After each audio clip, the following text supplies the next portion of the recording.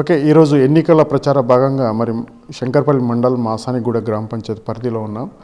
మరి ఏదైతే అర్చన ప్రభుగౌడ్ ఏదైతే క్యాంపెయినింగ్ నిర్వహిస్తున్నారో మరి ప్రజలు ఏ విధంగా ఆశీర్వదిస్తున్నారు, మరి ప్రజలకు తన ఇచ్చినటువంటి మాట ఏంటిది, మరి తన కాన్సెప్ట్ ఏంటిది, మరి ప్రజల ముందుకు ఓట్లు అడగడానికి ఎలాంటి వ్యూహాలు ప్రయోగిస్తున్నారు అనేది తన మాటలు తెచ్చుకునే ప్రయత్నం చేద్దాం.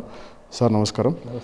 సార్, ఇప్పుడు ఏదైతే ఎన్నికల ప్రచారం భాగంగా నిర్వహిస్తున్నారో మీరు డోర్ టు డోర్ ఏదైతే ఓటు మీరు అడుగుతున్నారో ఏం చెప్తా ఉన్నారు, ఓటర్లు ఏమంటున్నారు, ఏం కోరుతా ఉన్నారు మీ తరఫు నుంచి? ఓటర్లు మాసానిగూడ గ్రామంలో అభివృద్ధి చేసుకునే వ్యక్తికి ఓటేస్తామని వాళ్ళు మాట ఇచ్చిండ్రు. నేను 25 సంవత్సరాల నుంచి ఆ గ్రామానికి వాళ్ళకు మంచి వాదడుగా చేదుడుగా ఉన్నాను.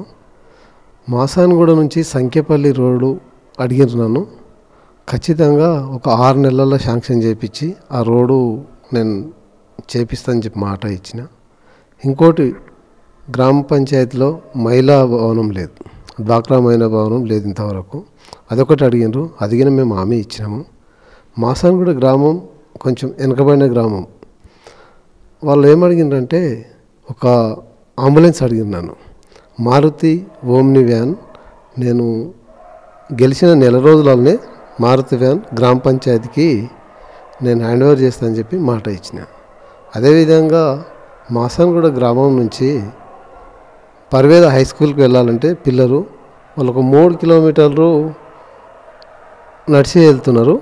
వాళ్ళొక ఎలక్ట్రిక్ ఆటో అడిగినారు, నేను ఆటో ఇప్పిస్తాను చెప్పిన.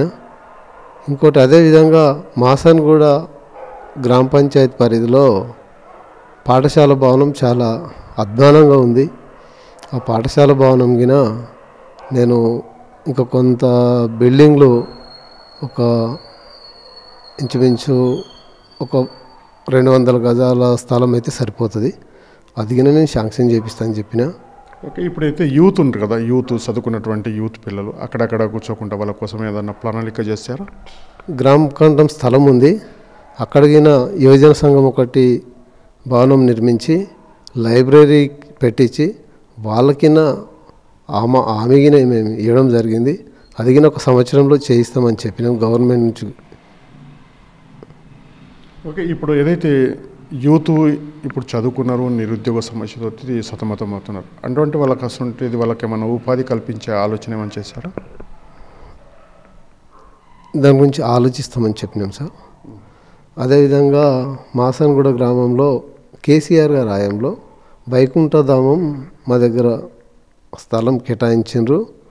పూర్తిగా డెవలప్మెంట్ కాలేదు. అది ఎప్పుడు పబ్లిక్ వచ్చినప్పుడు వాళ్ళకు స్నానాలకు కానీ, కాంపౌండ్ వాళ్ళ విషయం కానీ, బోర్ కానీ ఇలాంటివి లేవు. అవిగిన మేము చేపిస్తామని చెప్పి మా మనసులో ఉంది. వాళ్ళు మమ్మల్ని అడగలేరు, కానీ ఖచ్చితంగా ఆ కార్యక్రమం మేము పూర్తి చేస్తాం సార్. అంటే ఇప్పుడు మాసానిగూడ మనకి శంకర్పల్లికి అతి దగ్గర సమీపంలో ఉన్నటువంటి గ్రామం. అది ఇంతవరకు అక్కడ సౌకర్యాలు కల్పించకపోవడం ఇది గత పాలకుల నిర్లక్ష్యం అంటారా? దానికి ఏం చెప్పబోతారు? గ్రామ పంచాయతీ అనేది సర్పంచ్ అనే వ్యక్తి గ్రామ పంచాయతీకి ఒక బునాదులు అంటాడు. ఆ వ్యక్తి పైన ఉన్న నాయకులకు మనము మన సమస్యలు తెలిపితే వాళ్ళు మనకు ఎంతో కొంత సహకరిస్తారు, కానీ వాళ్ళు ప్రయత్నం చేయలేరు సార్. ఇప్పుడు ఏదైతే మెడికల్ శిబిరాలు ఏదైతే ఇప్పుడు వృద్ధులు ఉంటారో వాళ్ళ కోసం ఏదన్నా ప్రణాళిక చేశారా? ప్రైవేట్ హాస్పిటల్ నుంచి మాట్లాడి 3 నెలలకు ఒకసారి వైద్య శిబిరం మేము ఏర్పాటు చేయాలని అనుకున్నాం సార్. ఈ పెన్షన్ వ్యవస్థకు వస్తే ఇప్పుడు మీరు అర్హులను గుర్తించి వాళ్ళకి ఏమైనా పెన్షన్ ఇచ్చే ప్రయత్నం ఏమైనా చేయకపోతారా? ఖచ్చితంగా చేస్తాము, ఎందుకంటే పెన్షన్ అనేది చాలా ఇంపార్టెంట్. భర్తలు కోల్పోయిన వాళ్ళు ఒక 8 నుంచి 10 మంది ఉన్నారు, వాళ్ళకి పెన్షన్ రాలేదు. వాళ్ళకి మేము పెన్షన్ ఖచ్చితంగా ఇప్పిస్తాం వాళ్ళకి. ఓకే, ఇప్పుడు అర్చన ప్రభుగౌడ్కు ప్రత్యేకంగా ఓటు ఎందుకు వేయాలని అంటే మీరు ఏం సర్వీస్ చేశారు ఇప్పటివరకు ఆ గ్రామానికి? నేను 2001 నుంచి పోయిన పీరియడ్ వరకు గ్రామ పంచాయతీ మెంబరు, ఉప సర్పంచ్గా పనిచేసిన. నిజాయితీగా పనిచేసినందుకే వాళ్ళు మమ్మల్ని గుర్తించి మమ్మల్ని ఆశీర్వదించడానికి సిద్ధంగా ఉన్నారు. ఓకే, ఇప్పుడు ఏదైతే గ్రామ పంచాయతీ సర్పంచ్ అంటే ఒక ప్రథమ పౌరుడు అన్ని సమస్యలు క్షుణ్ణంగా పరిశీలించి అన్ని ఓర్పుతోటి వినాల్సినటువంటి బాధ్యత మీకు ఉంటుంది. అటువంటిది చేస్తారంటారా మీరు వాళ్ళకి దగ్గరుండి వాళ్ళ ప్రతి క్షణం వాళ్ళ ఆపద వాళ్ళ సంపద వాళ్ళ ఏది ఉన్నా వాళ్ళ దానిలో భాగస్వామ్యం అవుతారంటారా? మా సేవలు వాళ్ళు గుర్తించింది సార్. మేము ఇప్పుడు కొత్తగా వెళ్తలేను. నేను ఏ పదవి లేకున్నా ఈ 5 సంవత్సరాల్లో నిరుపేద కుటుంబాలలో పెళ్ళిళ్ళైనా ఏదైనా పిల్లలకు ఫీజు విషయంలో పాఠశాల వాళ్ళతో మాట్లాడి కొంచెం ఫీజులు తగ్గించాం, ఫీజులు గిన కట్టినాం. ఒక 2 కుటుంబాలు ఫీజు కట్టలేక స్కూల్లోనే సర్టిఫికెట్లు వదిలేసారు. చైర్మన్ గారితో మాట్లాడినా ఆ ఫీజు నేను కట్టేస్తా, వాళ్ళ పేపర్లు వాళ్ళకి ఇవ్వాలని నేను చెప్పిన సార్. ఇప్పుడు ఏదైతే ఎక్కడైనా సమస్య ఏంటంటే ప్రైవేట్ స్కూల్లోనే ప్రతి ఒక్క విద్యార్థిని తల్లిదండ్రులు పంపిస్తున్నారు అక్కడ.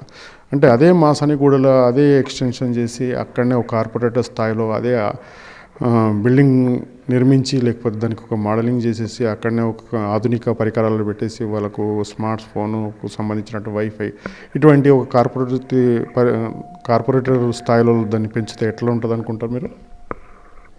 స్కూల్లో గవర్నమెంట్ స్కూల్ ఉంది మా దగ్గర. అందులో ఒకటే టీచర్ ఉంది అమ్మాయి. ఒక టీచర్ చాలా ఇబ్బంది అవుతుంది. నేను పోయిన నెలనే ఒక టీచర్ను నేను ప్రైవేట్ టీచర్కు నేను డబ్బులు ఇచ్చి అక్కడ ఒక టీచర్ని అపాయింట్ చేసినాం మేము నా సొంతం డబ్బులతోటి. ఆ స్కూల్ను ఇంకా అయినా చాలా ముందుకు తీసుకుపోవాలి, చాలా డెవలప్ చేయాలి. మా గ్రామంలో ఉన్న పిల్లలు మా గ్రామంలోనే చదువుకునే ప్రయత్నం ఖచ్చితంగా చేస్తాం సాధ్యమైనంత వరకు. ఓకే, గ్రామాలలో జరుగుతున్నటువంటి చిన్న చిన్న గొడవలు జరుగుతూ ఉంటాయి. మేజర్ అయితే పక్కన పెట్టేస్తే వీటిని పోలీస్ స్టేషన్ పరిధిలో కాకుండా మీ గ్రామ పంచాయతీ పరిధిలో ఇప్పటివరకు అసలు సమస్యలు అక్కడనే కాంప్రమైజ్ అయ్యారా లేకపోతే స్టేషన్ వరకు వచ్చేదాకా చూసారా? నేను ఉప సర్పంచ్గా ఉన్నప్పుడు 2001 నుంచి 5 సంవత్సరాలు పనిచేసినాము. మా ఆయంలో అప్పుడు ఒక్క పోలీస్ కేసు కింద మేము కానీయలేము.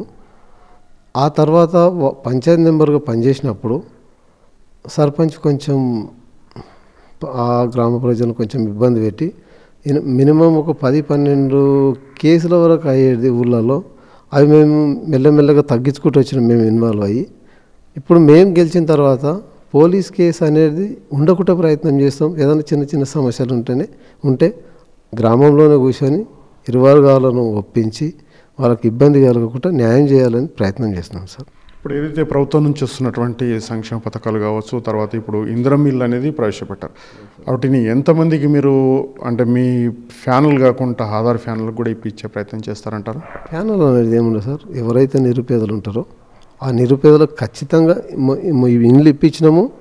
నేను కొంతమందికి ఇప్పుడు వర్క్ నడుస్తున్నది, వాళ్ళు కొంచెం ఆర్థికంగా వెనుకబడి ఉంటే వాళ్ళకి కొంచెం మేము సరి చేసినాము.